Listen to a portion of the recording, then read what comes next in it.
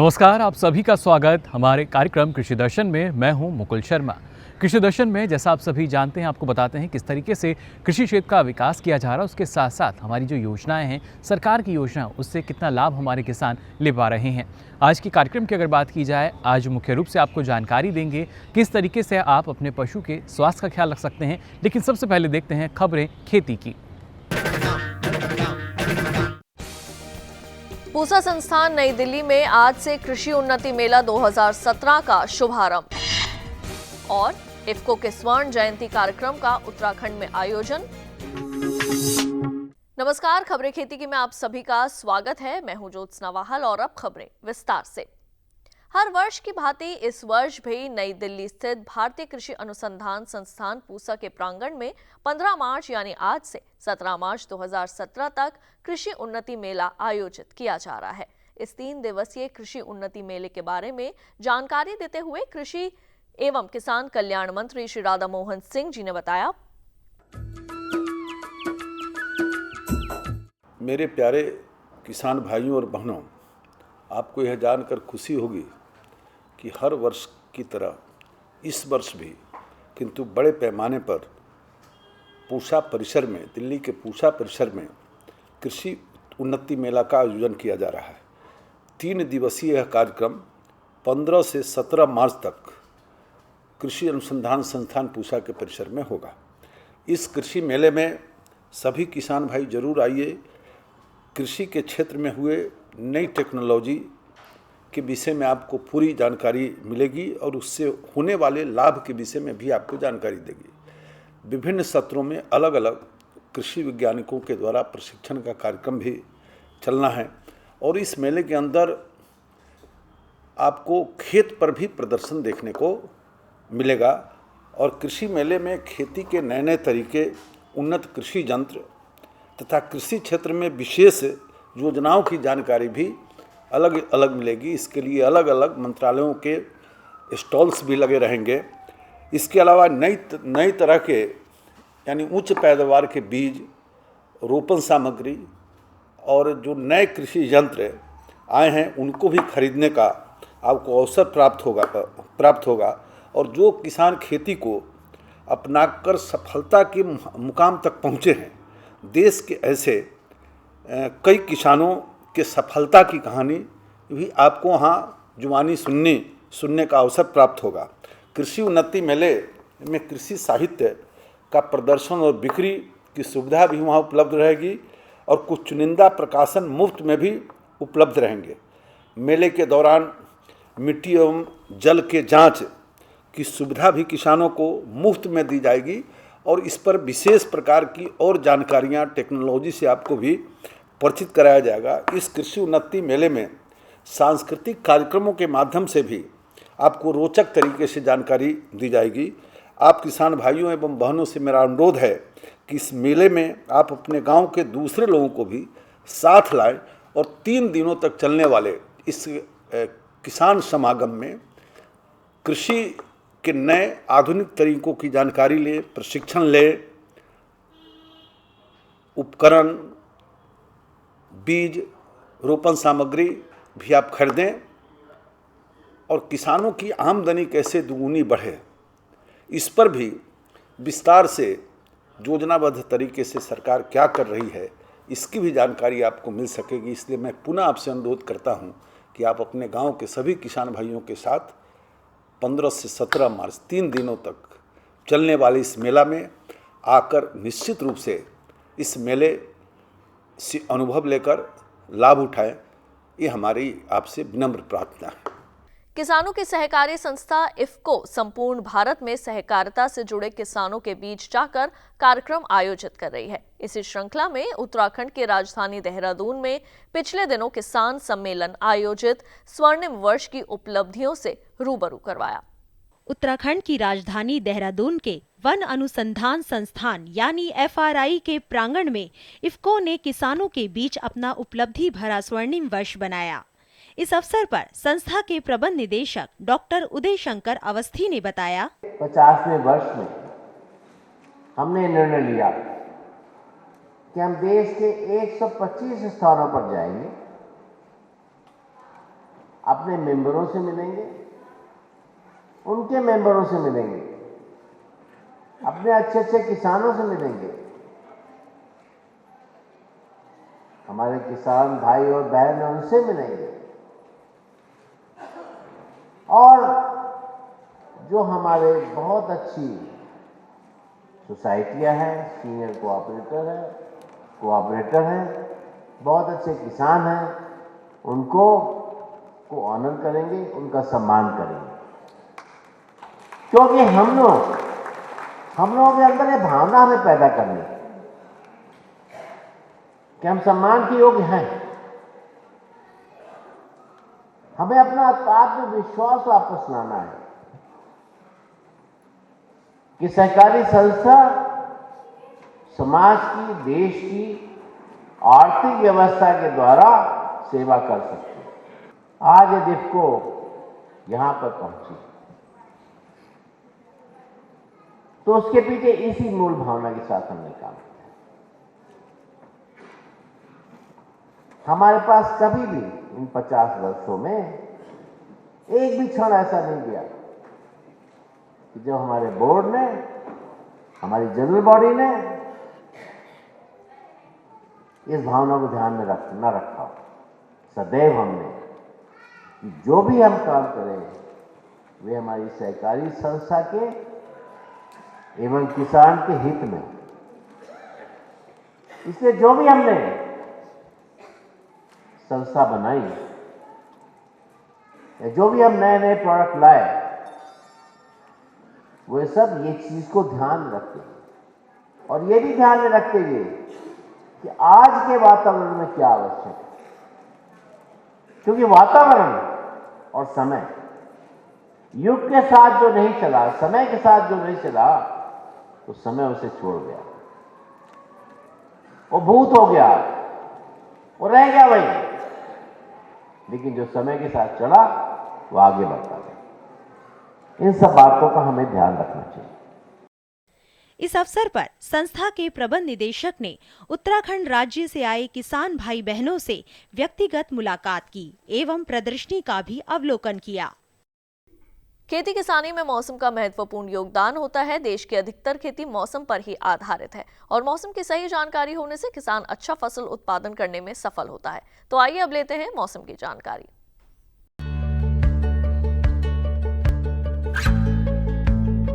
उत्तर भारत के पहाड़ी राज्यों में कई जगह बारिश का अनुमान है। खासतौर से जम्मू कश्मीर और हिमाचल प्रदेश में कल कुछ एक जगहों पर बादल बरसेंगे। हालांकि उत्तराखंड में अगले 2 दिन बारिश की उम्मीद नहीं है। इसी तरह देश के उत्तर में स्थित मैदानी हिस्सों में भी मौसम साफ बना रहेगा, यानी उत्तर प्रदेश, पंजाब, हरियाणा और दिल्ली में भी आज और कल बारिश नहीं होगी। राजस्थान में भी 2 दिन बारिश के आसार नहीं है। मध्य भारत में जरूर गिने चुने स्थानों पर बादल बरस सकते हैं। मौसम विभाग के मुताबिक पश्चिमी मध्य प्रदेश में कल 1-2 जगहों पर बारिश हो सकती है, जबकि छत्तीसगढ़ में दोनों दिन इक्का दुक्का स्थानों पर बादल बरस सकते हैं। मध्य महाराष्ट्र, मराठवाड़ा और विदर्भ में भी कुछ जगहों पर 2 दिन बरसात की संभावना है, लेकिन गुजरात में बारिश के कोई आसार फिलहाल नजर नहीं आ रहे हैं। पूर्वी भारत में उड़ीसा ही ऐसा राज्य है जहां कल कुछ स्थानों पर छींटे पड़ने की उम्मीद है, जबकि बिहार, झारखंड और पश्चिम बंगाल में आज और कल पानी नहीं बरसेगा। पूर्वोत्तर राज्यों की बात करें तो अरुणाचल प्रदेश, असम, मेघालय में कई जगहों पर बारिश का अनुमान है, जबकि नागालैंड, मणिपुर, मिजोरम और त्रिपुरा में बारिश नहीं होगी। दक्षिण भारत में तटीय आंध्र प्रदेश, तेलंगाना और रायलसीमा में 1-2 स्थानों पर बारिश हो सकती है, जबकि तमिलनाडु में कई स्थानों पर तो केरल में अनेक जगह आज और कल दोनों दिन पानी बरसेगा। तटीय कर्नाटक, उत्तरी कर्नाटक के अंदरूनी हिस्सों और दक्षिण कर्नाटक के अंदरूनी हिस्सों में भी कहीं-कहीं बारिश की संभावना है। खेती की खबरों में आज बस इतना ही। और अधिक रोचक और ज्ञानवर्धक जानकारियों के लिए देखते रहिए कृषि दर्शन। नमस्कार। ये लो और बताओ। बस। अरे ये क्या भैया जी, बस इतनी सी रासायनिक खाद? किसानी छोड़ रहे हो क्या? किसानी नहीं, नादानी छोड़ रहे हैं। मिट्टी की जांच कराई है। अब तो लाला जी जितनी जरूरत है उतने ही उर्वरक खेत में डालेंगे। हाँ, किसान भाई आज ही अपने जिले की नजदीकी भूमि परीक्षण प्रयोगशाला में मिट्टी की जांच जरूर करवाएं और मिट्टी में पोषक तत्व, नमी व पौधे के विकास को देखते हुए केवल जरूरत के अनुसार ही पोषक तत्व डालें। और हाँ, मिट्टी में गंधक, जस्ता, बोरोन जैसे सूक्ष्म पोषक तत्वों का पता लगाना भी न भूलें। उर्वरक और जैविक खाद के सही उपयोग से भूमि का उपजाऊपन बनाए रखें, उत्पादकता बढ़ाएं, खर्चा घटाएं और बहुमूल्य विदेशी मुद्रा बचाने में भी सहयोग दें। और हाँ, धीमी गति से नाइट्रोजन उपलब्ध कराने वाले उर्वरकों जैसे नीम लेपित यूरिया को प्राथमिकता दें और यूरिया का पत्तों पर छिड़काव करें। अरे वाह, तू तो सचमुच समझदार हो गया रे। अधिक जानकारी के लिए संपर्क करें जिला कृषि अधिकारी या किसान कॉल सेंटर। किसान भाइयों बहनों, फिलहाल के मौसम की अगर बात की जाए, लगातार हम देखते हैं कि मौसम में बदलाव आ रहा है और ये जो बदलाव है कहीं ना कहीं ना सिर्फ हमारी सेहत बल्कि हमारी जो पशुओं की सेहत है उस पर भी असर डालता है।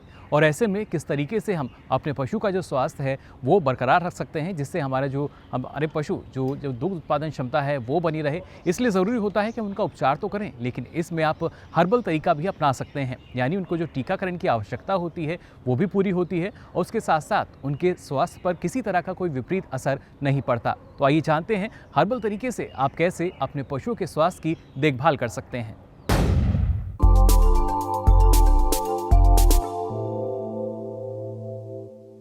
हमारे किसान और एक तरह से देखा जाए खेती की जो रीढ़ है वो है पशुधन।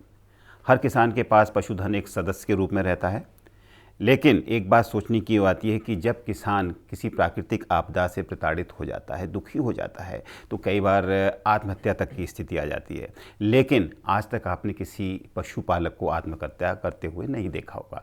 इसलिए एक बहुत महत्वपूर्ण बात यह है कि अगर हम पशुधन को एक धन के रूप में मान करके आगे बढ़ेंगे और उसका सही पालन करेंगे और उसके स्वास्थ्य की देखभाल करेंगे तो निश्चित तौर पर पशुधन भी हमको बहुत कुछ देगा।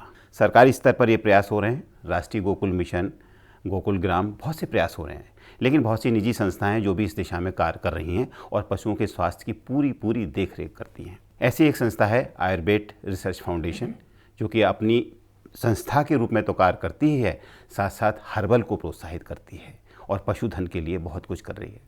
हमारे बीच इसके चेयरमैन श्री प्रदीप बर्मन जी हैं, तो आइए कुछ बातचीत उनसे की जाए कि आखिर इस संस्था का क्या महत्वपूर्ण योगदान है और किस तरीके से पशुधन के लिए कार्य करती है। प्रदीप जी, सबसे पहले तो मैं आपसे यही जानना चाहूँगा कि हमारा देश एक वो थाती लिए हुए है, वो ख्याति लिए हुए है जिसमें गाय का बड़ा महत्व है और पशुधन हमारे लिए एक तरीके से धन है ही, और हर किसान के लिए ज़रूरी हो जाता है कि पशु उसके पास हो। लेकिन पशु कैसा हो? हमारे देश में 35 गाय की नस्लें हैं, जिसमें कांकरेज है, गिर है और बहुत सी किस्में हैं ऐसी जो कि नस्लें हैं जो कि आगे आकर के किसान को बड़ा लाभ पहुंचाती हैं। मैं आपसे जानना चाहूँगा कि आपका इस दिशा में क्या विचार है? भारत में जितनी रकम की गाय हैं आजकल के आधुनिक हिसाब से सब में अच्छी गाय हैं, और अब ये साइंस ने मान लिया है कि हमारे गाय जो दूध देती है वो टाइप ए दूध है, वो सब में अच्छा है मनुष्य के लिए। तो ये तो सभी मान लेते हैं, चाहे मैं जर्सी काऊ की बात करें या जो अपने देश की गाय हैं वही सब में अच्छी हैं, उन्हीं से दूध मनुष्य को सब में ज़्यादा लाभ पहुंचाता है।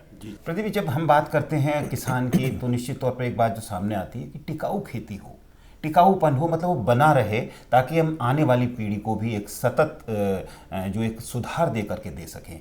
तो उस दिशा में आप क्या सोचते हैं? ये तो हमारी कंपनी का सब में पहले उद्देश्य है कि जो भी काम करें वो टिकाऊ पर करें। अभी आप आज देख रहे होंगे कि रसायन उसमें इस्तेमाल करते हैं तो यूरिया ज़्यादा हो जाता है, उसमें नाइट्रोजन ज़्यादा हो जाता है, तो प्रदूषण हो जाता है। तो प्रदूषण से फिर आपकी जो जितनी आपकी गंगा है, यमुना है, उसमें सब प्रदूषण फैल जाता है। अब हम क्या करना चाह रहे हैं कि सारे बिल्कुल बिना रसायन के हम अपना प्रोग्राम जो है बिल्कुल नेचुरल वे में करें और उसी से पशुधन का लाभ हो और उसी से हमारी खेती भी हो। ये दोनों काम होगा। जी जी जी जी। इसमें सबसे महत्वपूर्ण बात जो आती है वो ये कहा जाता है कि उसका आहार अच्छा हो, उसका दाना अच्छा हो उसका लिए एक फर्टिलाइज़र यानी कि एक तरह से उर्वरक अच्छे मिलें और एक तरीके से ईंधन भी मिले, इस सब के लिए आप क्या सोचते हैं, क्या इसके लिए खास कार्यक्रम है आपका? तो इसके लिए तो हमारा प्रोग्राम भी है जिसका हमने नाम दिया है 5F प्रोग्राम। इसमें भोजन भी है, चारा भी है और आपकी खाद भी इसी से बनती है। और इसी एक तरह से इसी साइकिल में ये सारा आपका काम हो जाता है। जैसे हमने एक मशीन की है तकनीकी, जिससे हम पानी में बिना ज़मीन के, बिना सॉइल से हम पशु का चारा उगाएं। और हर रोज़ ही वो उसमें 7 दिन लगता है पहला चारा बनने में, लेकिन वो पूरे साल में पशु को हरा चारा मिलेगा। उससे फ़ायदा क्या होता है, आपका गर्मी हो सर्दी हो हरा चारा मिल रहा है। हरे चारे में पानी भी ज़्यादा है तो पानी की भी कमी है। और इसमें जो चारा बनता है, इसमें जैसे आप ज़मीन में उगाएं तो उसमें 10 मात्रा लगे, तो इसमें 1 मात्रा में उतना ही चारा बन जाता है, जिससे वो फ़ायदा होता है। अच्छा, उसके बाद गाय ने जो गोबर जो निकला वो भी हम इस्तेमाल करके गोबर गैस से जो घर में आपका किचन में है वो आप खाना तैयार कर सकते हैं। लेकिन उसका जो गैस बन के ऊर्जा बन सकती है और आपका जो बाकी रहा उसमें आप खाद इस्तेमाल कर सकते हैं। तो आपको जो यूरिया खरीदते हैं, आपका NPK बोलते हैं, तो ये सब की इस्तेमाल करने की कोई दरकार ही नहीं है। आपका उसी के अंदर सारा हो जाता है। खेती के लिए जितना आपको खाद चाहिए उसमें सबसे मिल जाती है। सर, ये जो सारी चीज़ें हैं निश्चित तौर पर सुनने में बड़ी अच्छी लगती हैं। मैं आपसे जानना चाहूँगा कि आप किसानों से कैसे जुड़ते हैं, कैसे किसानों तक ये बात पहुँचाते हैं? देखिए, हमारा एक तो डेमोन्स्ट्रेशन है हमारा सोनीपत में। हमारी हाइड्रोपोनिक्स मशीन है, हमने गाय भी पाल रखी हैं। वहीं पर हमारा बायोगैस प्लांट भी है, तो ये कोई भी देखना चाहे तो कर सकते हैं। इसके अलावा हम एक डेमोन्स्ट्रेशन फार्म कर रहे हैं जिसमें ये 5 चीज़ है। हाइड्रोपोनिक्स मशीन है, बायोगैस प्लांट है और हम उसमें मच्छियाँ भी पालेंगे।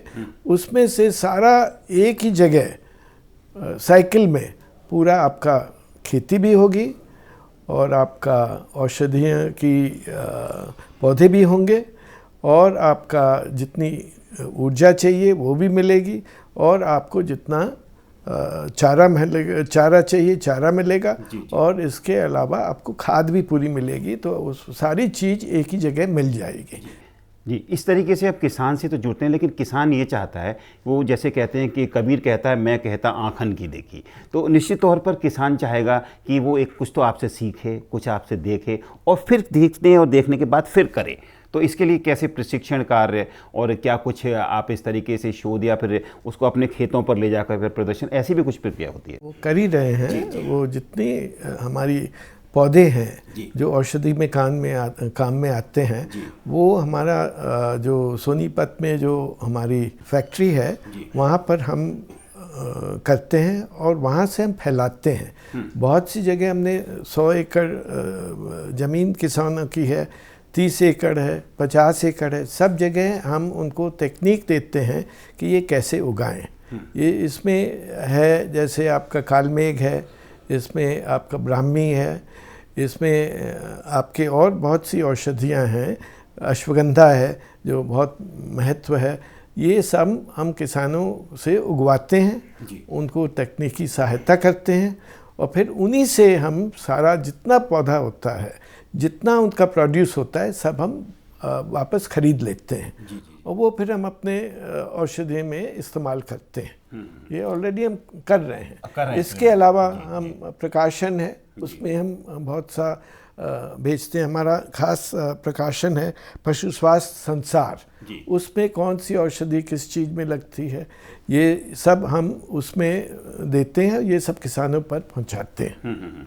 इसके अलावा ये भी होता है कि सर आदमी के निगाह में साल भर चीज़ रखी रहे और वो देखता रहे कि भाई आयुर्वेद ने ये कुछ किया, तो इस तरीके से जैसे कि दीवार पर भी कुछ बात हो, सामने हो, तो ऐसा कुछ काम भी है आपका क्या?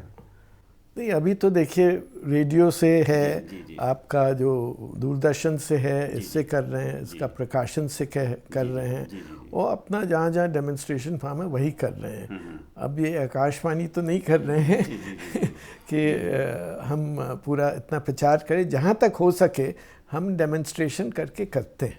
कैलेंडर का भी दिशा में कुछ आपने कोई खास काम किया हो? बिल्कुल किया है, जो हमने कैलेंडर एक बनाया है, इसमें जितने औषधि हैं, सबके पौधे हमने उसका चित्रकार बनवाया है, सबके असली चित्र बनवाए हैं। उसमें खासियत ये है कि उसमें कौन सा जो पौधा है, एक तो पौधे का नाम, उसके तीनों सब में विशेष गुण, और उसमें क्या क्या चीज़ इस्तेमाल होती है, जैसे कि उसमें पत्ते इस्तेमाल होते हैं, या उसकी जड़ी इस्तेमाल होती है, या उसका बीज इस्तेमाल होता है, उसकी अलग उसी के अंदर फ़ोटो दी है।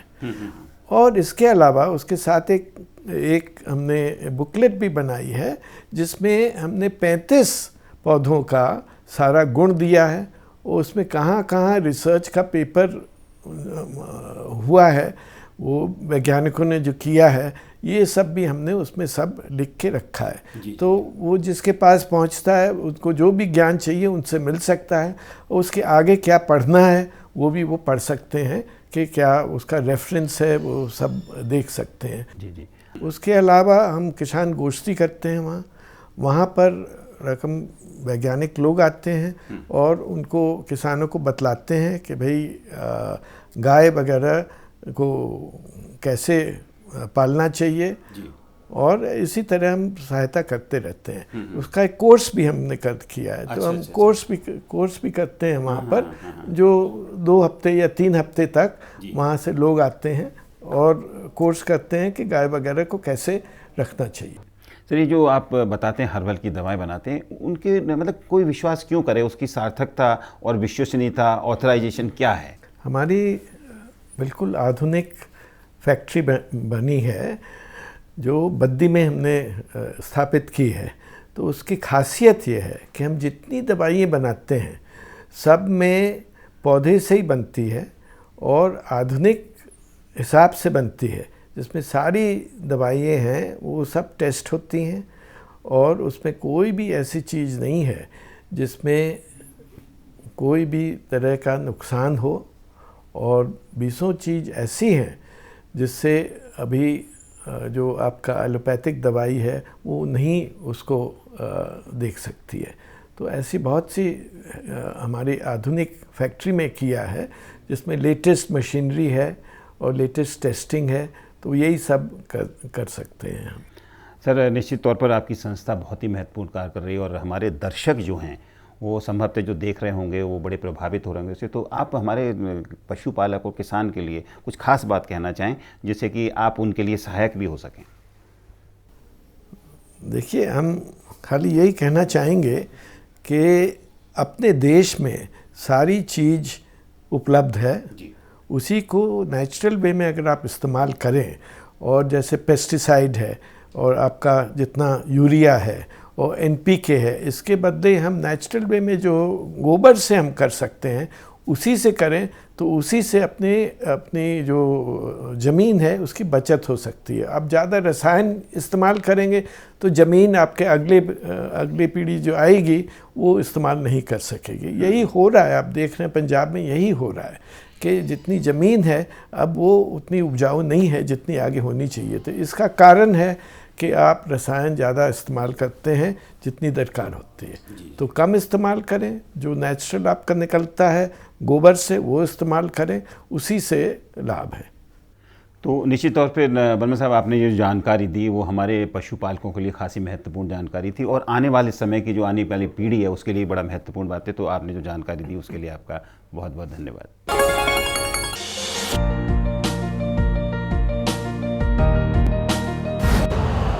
यूरिया का स्वदेशी उत्पादन 70 लाख टन बढ़ाने के लिए 6 उर्वरक संयंत्रों का उद्धार किया जा रहा है।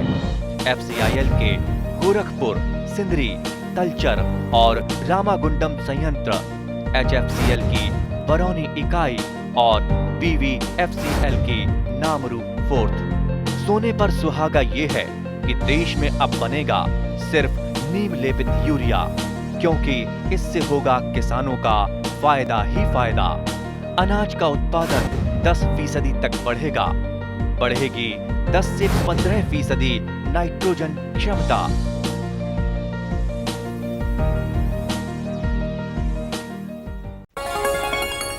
आपको हमारा कार्यक्रम कृषि दर्शन कैसा लगा? अपने सुझाव, प्रतिक्रियाएं एवं सवाल हमें इस पते पर भेजें।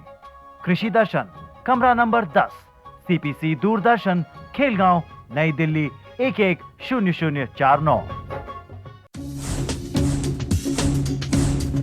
जुड़िए हमारे साथ ट्विटर पर twitter.com/कृषिदर्शन-dd, फेसबुक पर facebook.com/कृषिदर्शन-dd और देखिए कृषि दर्शन अब YouTube पर भी youtube.com/user/कृषिदर्शन-dd।